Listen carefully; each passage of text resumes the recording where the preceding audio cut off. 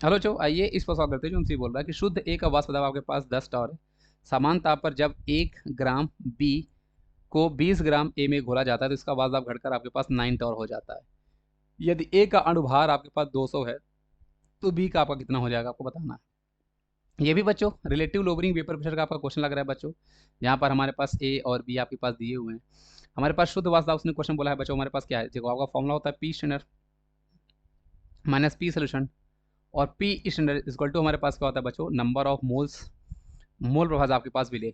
अच्छा, इसका एक आपके पास मॉडिफाई फॉर्मूला होता है बच्चों, आप चाहो तो वो भी सॉल्व कर। अच्छा, नंबर ऑफ मोल्स विले कैसे निकालोगे, नंबर ऑफ मोल्स आपके पास विले मतलब वही जैसे उसने हमसे बोला है कि हम लोग समान ताप पर 1 ग्राम बी को 20 ग्राम में घोल रहे हैं, है ना। तो आपके पास यहाँ पे बी हमारे पास बच्चों आप यहाँ पे कम अमाउंट में दिख रहा है तो उसको हम लोग यहाँ पे विले ले लेंगे, और ए जो आपके पास है बच्चों उसको हम लोग यहाँ पे विलायक ले लेंगे।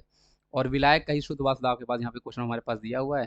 तो number of moles of B divide by number of moles of A plus B ऐसे करके निकालोगे। आप देखो ऑप्शन में गैप बहुत ज़्यादा है तो इसका हम एक मॉडिफाई फॉर्मूला जो है वो यूज़ कर सकते हैं जो कैलकुलेशन को आसान बनाता है। तो आपके पास होता है बच्चों पी स्टैंडर्ड माइनस आपके पास होता है पी सोल्यूशन, और डिवाइड बाय पी सोल्यूशन आप इस यहाँ पे number of moles of B divide by number of moles of A B कर सकते हो।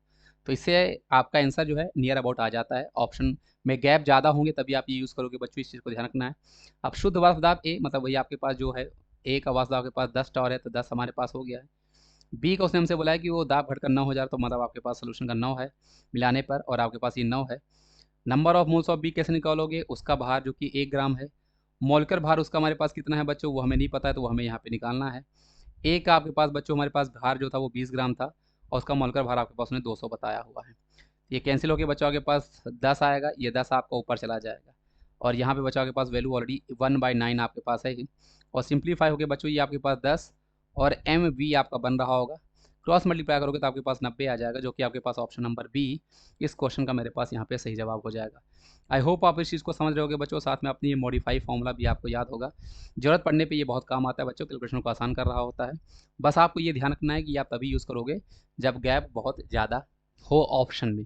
ऑप्शन में अगर गैप बहुत कम कम होगा, जैसे 90 है, 85 है ना, और 81 है, 91 है, तो उस टाइम पे आप ये यूज़ करने से बचा करो बच्चों। ये मॉडिफाई वाला हमारे पास फॉर्म है, तब आप यही यूज़ किया करो। नीट वाले तो हमेशा ये यूज़ कर सकते हैं, नीट में तो कोई दिक्कत नहीं होगी कभी भी, नीट वाले हमेशा। लेकिन जेई वालों को मोस्ट ऑफ द टाइम यही यूज़ करना होता है, इस चीज़ को आपको ध्यान रखना है। Thank you.